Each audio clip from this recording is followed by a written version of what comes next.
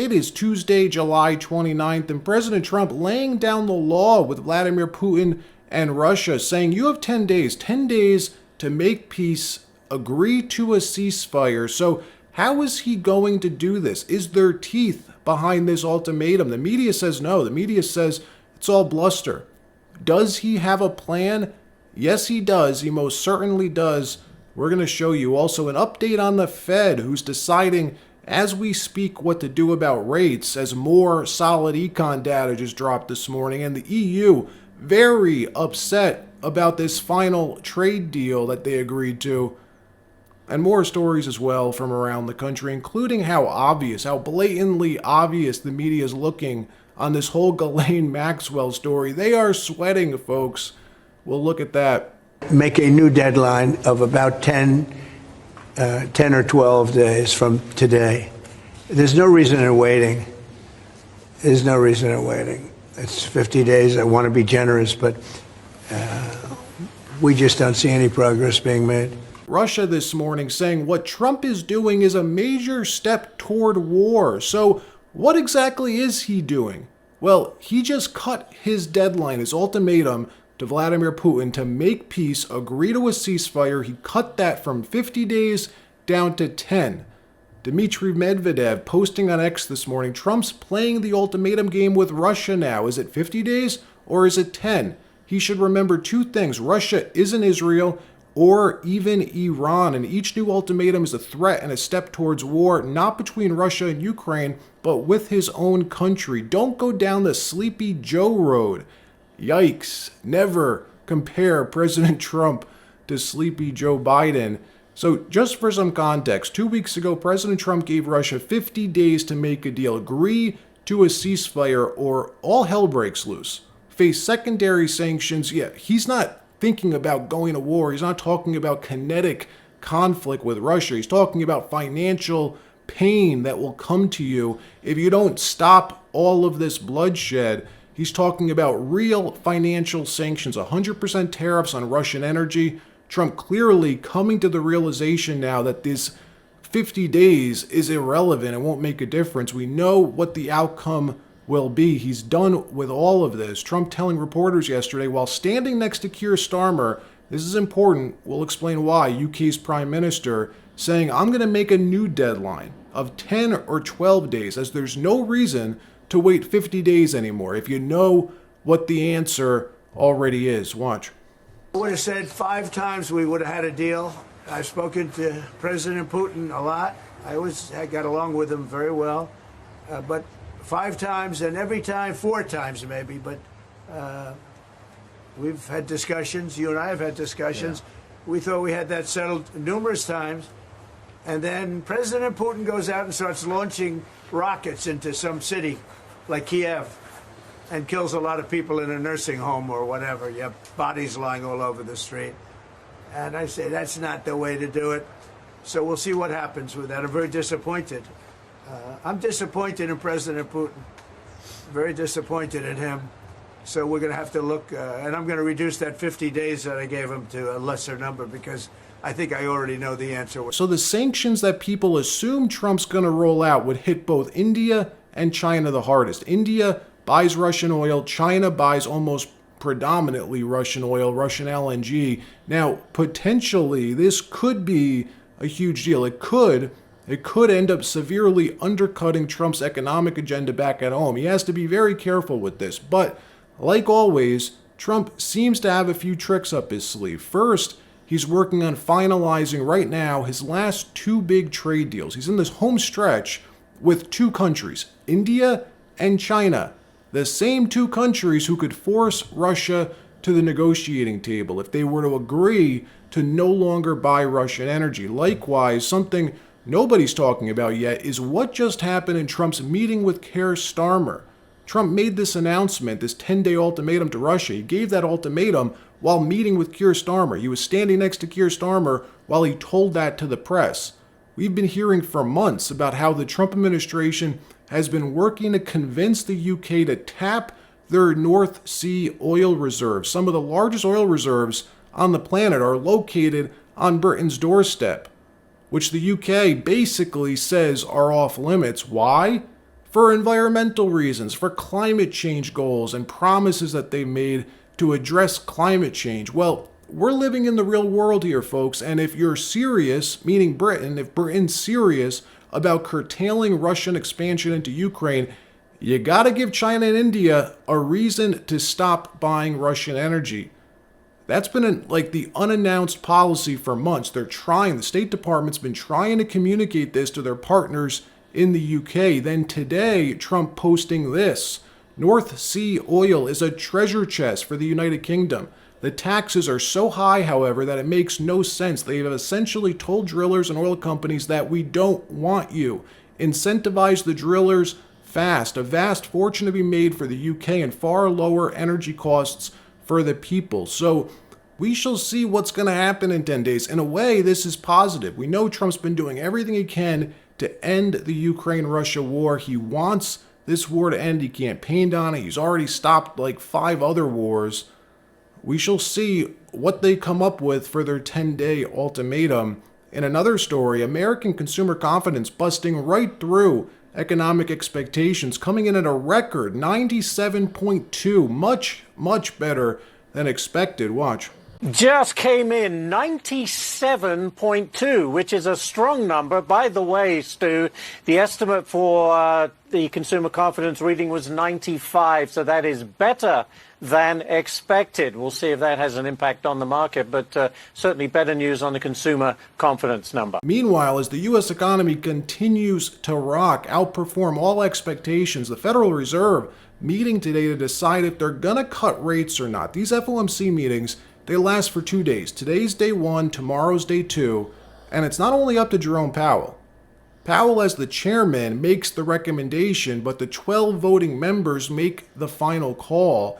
We know Powell's been pressured to the hilt. Will he be able to communicate how essential it is for these governors to decide or vote to cut rates? We'll keep you posted tomorrow as we learn what they decide to do. In another story, the landmark trade deal Trump just closed with the EU, making shockwaves across Europe. European countries very upset with Ursula von der Leyen for capitulating and agreeing to allow America to collect 15% tariffs and cut their tariffs to 0. The Germans expressing their frustration. Germany, the largest economy in Europe, very upset. Watch German Chancellor this morning, German Chancellor Merz, telling reporters, we lost. Europe lost these negotiations with Donald Trump. Watch. Ergebnis nicht zufrieden im Sinne von, das ist jetzt gut so, sondern ich sage nur, mehr war offensichtlich angesichts der Ausgangslage, die wir mit den Vereinigten Staaten von Amerika hatten, nicht zu erreichen. Das heißt jetzt im Klartext, die deutsche Wirtschaft wird erheblichen Schaden nehmen. All of Trump's retractors have been telling us for months that nobody wins a trade war. Well, clearly the U.S. just won, at least with this latest EU trade deal. In another story, Dems and the media growing ever more concerned about exactly what Ghislaine Maxwell knows, what she may be helping the DOJ with. CNN spending over 50% of their airtime these last few weeks on nothing other than the Epstein case, which is hilarious considering they hadn't covered Epstein at all for 5 years. Now all of a sudden they can't stop talking about it. I wonder why, but they're very careful in how they cover it. Each of these segments tries to paint President Trump as like a child predator. Yes, that's what CNN has been doing. Sick, disgusting coverage. Watch. Trump breaking his silence on what he says caused his close friendship with Jeffrey Epstein to crumble. For years, I wouldn't talk to Jeffrey Epstein. I wouldn't talk because he did something that was inappropriate. He hired help.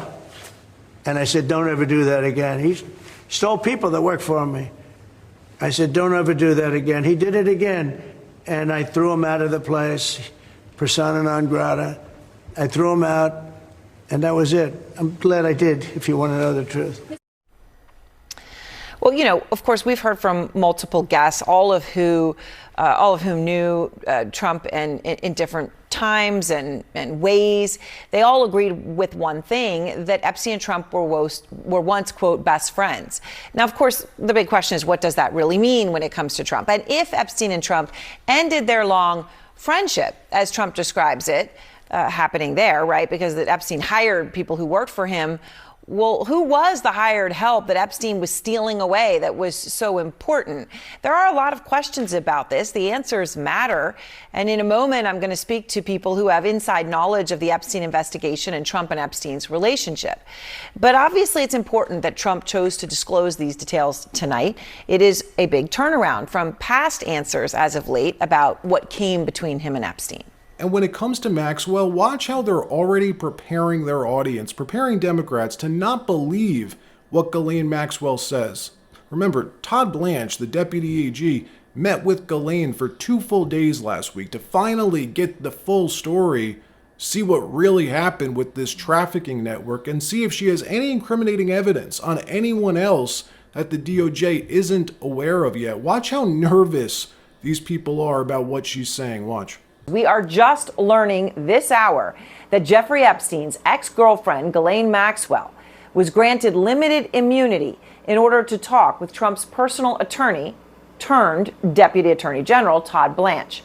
Now, what did this mean, this limited immunity? Well, it allowed Maxwell to provide information without any fear that anything she said that is truthful.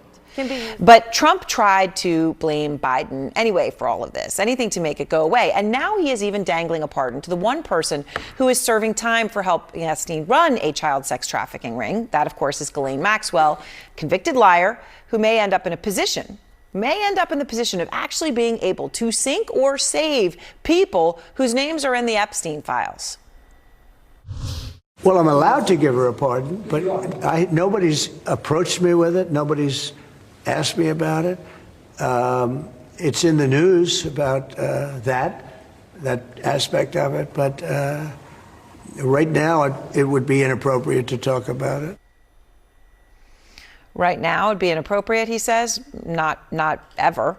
Of course, Maxwell's attorney has been very clear she wants a pardon. He spoke out publicly on Friday, saying that they hope Trump acts in what they say is a right and just way. Let me know what you think about this. Is it just me, or is it like blatantly obvious how disingenuous these people are? They're jumping on this story finally, but in this thinly narrowed, focused lens of hurting Donald Trump and not covering any other angle. Even yesterday, when Trump mentioned never going to the island, saying he was offered to go, but he's sure as damn glad he turned it down. Well, in that same sentence, he also was smart enough to mention Bill Clinton, saying, I didn't go, but Bill Clinton did like 28 times. CNN airing that, but cutting or snipping out that sentence, that part of the sentence with Bill Clinton. You can't make this up. And by the way, I never went to the island, and Bill Clinton went there supposedly 28 times. I never went to the island, but Larry Summers, I hear, went there. He was the head of Harvard. And many other people that are very big people. Nobody ever talks about them. I never had the privilege of going to his island. And I did turn it down, but a lot of people in Palm Beach were invited to his island. In one of my very good moments, I turned it down. I didn't want to go to his island. Yeah. President Trump says he never visited Jeffrey Epstein's private island. Listen. I never had the privilege of going to his island. And I did turn it down, but a lot of people in Palm Beach were invited to his island. In one of my very good moments, I turned it down. I didn't want to go to his island. The bottom line is this story clearly going to hurt both sides. The best thing to do now, in my opinion, is just release everything. Everyone's expecting dirt on both sides to come out, so it just needs to land and let the public sort it out. Put it all out. That's what I say. If they don't, it's just going to continue looking like a cover-up. Just get it over with. Put it out so we can all see what really happened